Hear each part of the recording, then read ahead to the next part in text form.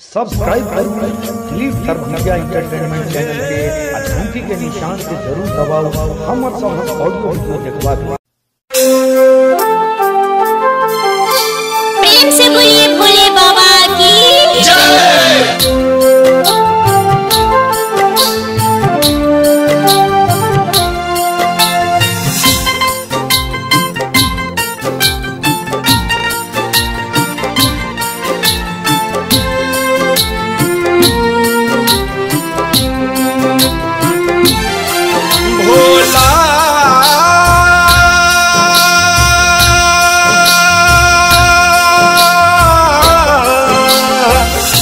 ककरा सुने भाई बाबा विपत के भार हो, ककरा सुने भाई बाबा विपत के भार हो।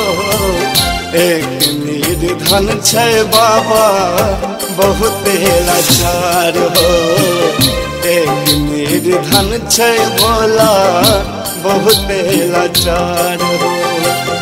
अनाथक नाथ तू ही सबके आधार हो, अनाथक नाथ तू ही सबके आधार हो। एक निर्धन छै बाबा बहुत लाचार हो, एक निर्धन छै दानी बहुत लाचार हो।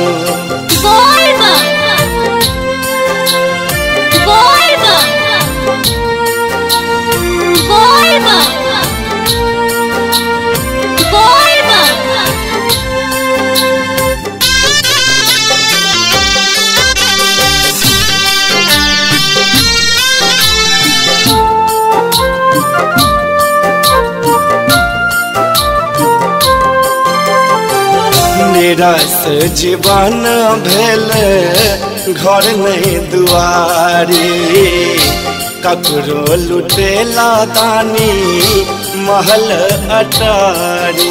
बाबा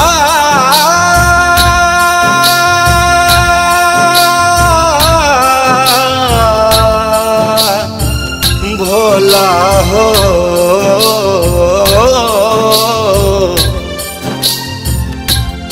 दानी हो,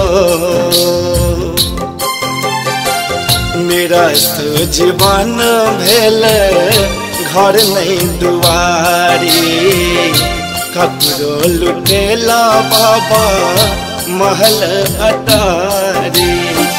चरण छुबैत बहे नैना के धार हो, चरण छुबैत बहे नैना के धार हो।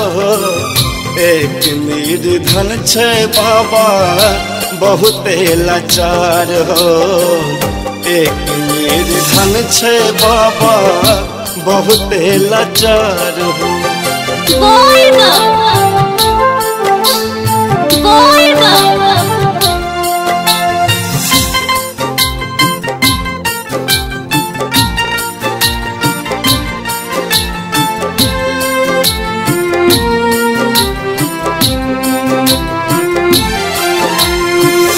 दर दर गेलो शिव सब ठुकरायल, मतलब के दुनिया नहीं कियो अपनायल।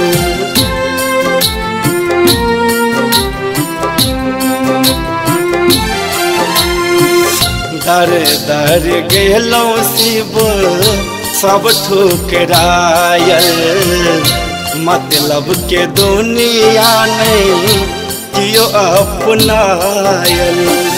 भूखल शरीर कापे होश संसार हो, भूखल शरीर कापे होश संसार हो। एक निर्धन छै बाबा बहुत लाचार हो, एक निर्धन छै दानी बहुत लाचार हो। भोला